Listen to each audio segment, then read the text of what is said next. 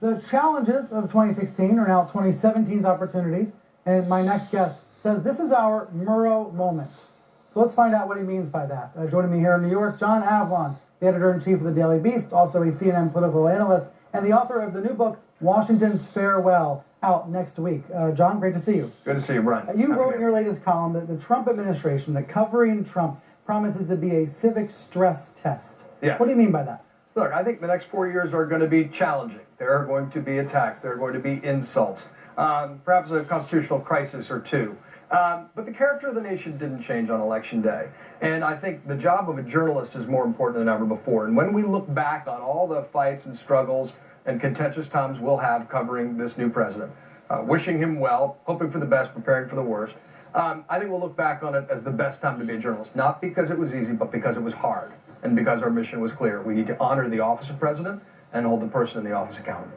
You're saying to, and I actually heard this, I was at a conference in early December where there were some journalists saying privately, I'm not sure that I want to be doing this anymore. I'm not sure I want to put up with the hate mail, put up with all the sarcasm, put up with all the ridicule, including from the president-elect. You're saying, no, actually, now's the right time, now's the best time. That's exactly right. And look, I understand it's rational to feel exhaustion after the election we just went through, but we don't have that luxury. We need, instead of feeling that way, we need to feel invigorated by the opportunity and, frankly, the obligation we have going forward.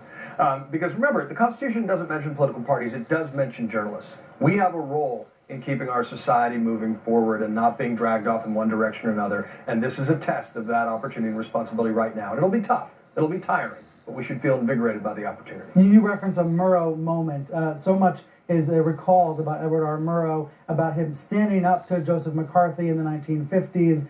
This is something that now gets referenced as a Murrow moment on television. What do you mean by that in the digital age? Well, look, I think, remember, all parallels aside, you know, we take comfort from history because it offers a sense of perspective. And perspective is certainly the thing we have least of in our politics today. But you know, I think what the Murrow moment means for us is, first of all, there was a time when there was a very powerful, populist, conservative demagogue in the highest seats of government. And a lot of people were being cowed into silence, intimidating critics into submission, attacking people directly, questioning their patriotism, questioning their loyalty.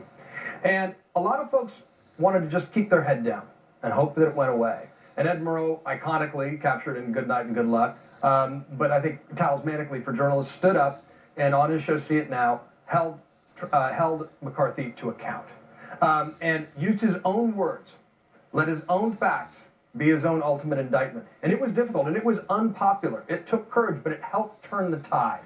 And I think the key quotes from that speech that are worth remembering for all of us that Murrow gave in 1954 was, first of all, dissent is not disloyalty. That's something for us all to remember. But also that we will not be driven by fear into an age of unreason. And given the focus of fake news that you've focused on for much of this campaign, the dangers of that come directly out of, I think, the hyper-partisanship we've seen in news that has devalued trust in media in general, that's an important message for us to send, and we're going to have to do it by leading by example. It's not that we won't make mistakes. We're all flawed human beings trying to do the best we can. But standing up and holding power to account, that sends forward ripples of hope that are going to be important, in fact, essential, to get through the next 4 years more civically strong than we began. You mentioned fake news. Everybody's talking about fake news. Let's take a look at that.